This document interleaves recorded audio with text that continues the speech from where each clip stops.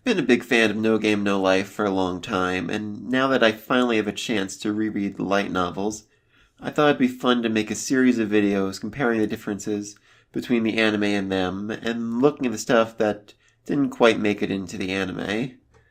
First difference can be seen just by looking at the cover. You'll see that Sora is wearing his signature shirt, but it's white instead of yellow. An illustration inside confirms that his shirt is indeed white.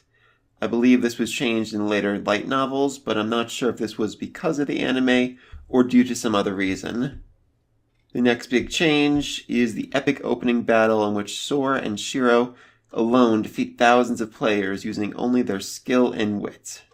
This was not in the light novel at all, though Sora did end up controlling 4 characters with his hands and feet when Shiro briefly fell asleep.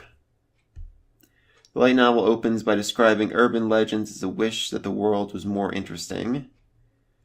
Once they manage to defeat Tet in a 6-hour chess match after being awake for 5 days, he offers them a chance to come to a new world that might be a better fit for them, but this is also a bit different. Tet's hands appear in the screen without the relic, and he pulls them through the screen instead of teleporting the entire room like he does in the anime. Tet is also much less considerate in the light novel, as he doesn't bother telling them the rules as they're plummeting to their death. Instead, he just tells them that he is God, that this is his world, and that all things are decided by games. They later learn the rules from the bandits. Light novels describe a great multitude of bandits surrounding Sora and Shiro, much to their dismay, only for them to challenge Sora to a game, much to his amusement. He actually ends up laughing in their faces, and they do not like that.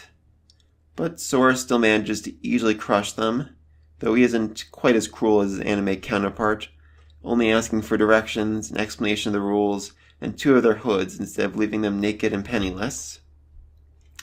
Next is the poker game. Instead of facing a curvy woman, they face a man with a scraggly beard and a beer belly, who is implied to be a pedophile as he plans on having his way with Shiro, or possibly Sora, once he wins. Amazingly enough, Sora is even less interested in the game in the light novel, and has the entire conversation about the poker tournament to decide the next king during the game.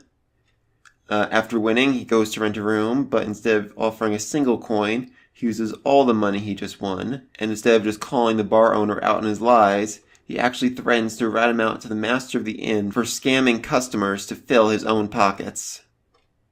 The final change is in the post-credits scene when Sora first hears the knock at the door. He wakes with a start, afraid he and Shiro are about to be attacked, only to realize that he has nothing to worry about in this new world, and impressed that Shiro must have already realized this, as she is still sleeping peacefully. He then answers the door to find Stephanie, but unlike in the anime, she is fully dressed instead of wearing only a towel, which makes a great deal of sense as she was playing for the right to the throne instead of for her possessions. Those are all the changes I noticed in the first episode, No Game No Life. If there's anything I missed or got wrong, let me know in the comments below. I'll try to get my episode 2 discussion out in a few days, so subscribe if you don't want to miss that. Thanks.